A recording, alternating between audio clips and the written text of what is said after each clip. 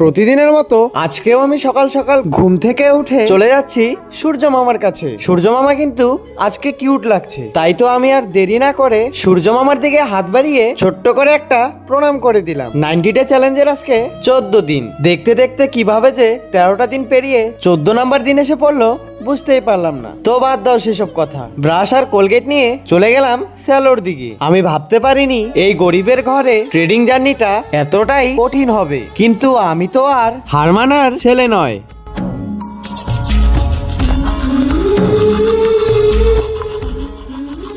একটুক্ষণ পরে সাইকেল নিয়ে বেরিয়ে পড়েছিলাম দোকানে কাজ সেরে যেই আমি কম্পিউটার ক্লাসে রওনা দিলাম, তখনই আমার সামনে দিয়ে চলে যাচ্ছে ট্রেন।